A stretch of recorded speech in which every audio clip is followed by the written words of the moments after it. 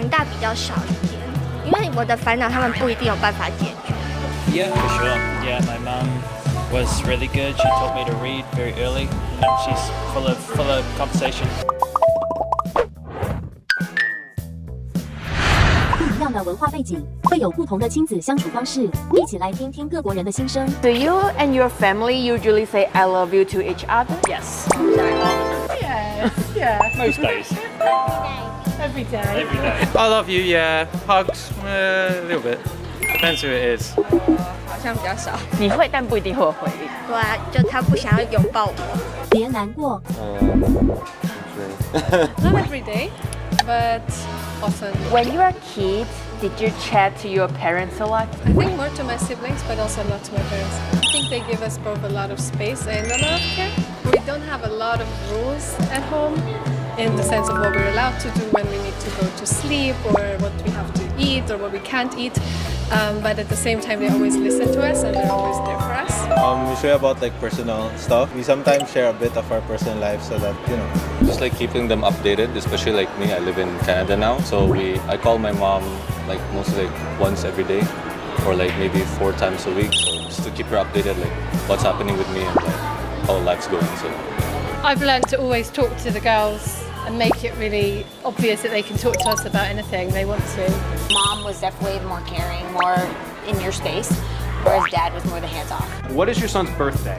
No, that's a good one because I don't know. Dad was loud and energy, and my mom was calm and took care of the house and the kids. 我长大比较少一点，因为我的烦恼他们不一定有办法解决。Yeah, for sure. Yeah, my mum was really good. She taught me to read very early. She's full of conversation. So based on what you say, it sounds your family is more open. So do you think it has influence in you anyway?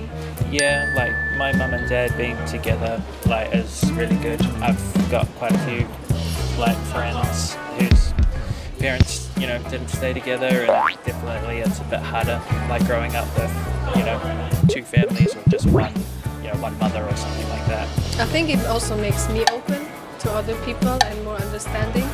we're like older now and then like we're already looking ahead in the future, like having a family and all that. Like we want to be more open with our kids, especially like communication wise, so that they won't have to hide anything from us. I share the same sentiment because we basically know how it felt growing up like in a strict family, and then now that like our family opened up, we also like saw that when we do bring up our kids, when we do have kids, we want them to be brought up in an open family, in an open environment, for them not to feel judged at all.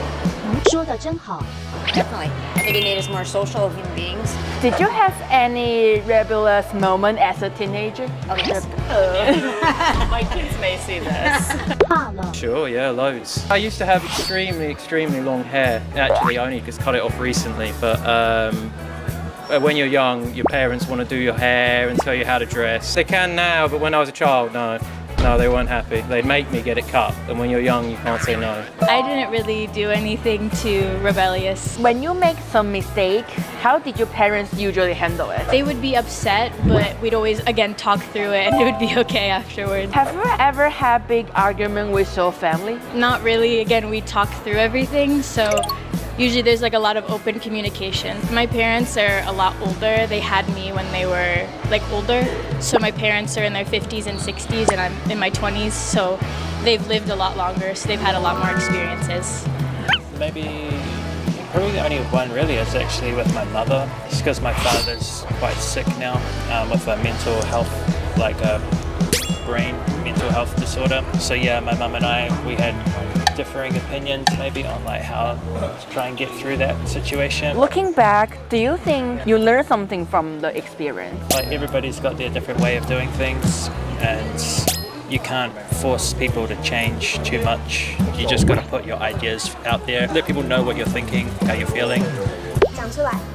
But like, don't expect them to change. They've got to do it themselves. No, not like that big, but all the little arguments really do build up to something huge, and then we really just worked it out, so it's good. Did you think family in other country, like Western and Asia country, will handle it differently? Like Asians are more close knit, as compared to like Western. When you turn 18, you just leave the house, do your own thing. While in Asians, like when you're 18, you're still at home, you're still with your parents until you finish university, and that's the time you can do what you want in life. I think some cultures are more reserved, don't talk through problems, they avoid talking about them, 出来面对 which works for them and their families. And I think in some American cultures, we're very loud. I don't know if you ever knew that. Just kidding. I feel like my family dynamic is very unique because my mom's Filipino and my dad's from the US, so like way that we communicate is a lot different from the US and a lot different from the Philippines. It's kind of a mix of both. Do you think Philippines compare US? Which one's education you more like it? I feel like the Philippines is more structured around family, whereas the US is not quite as much. So I think my mom always is very family oriented, and then my dad likes to talk through things also. So.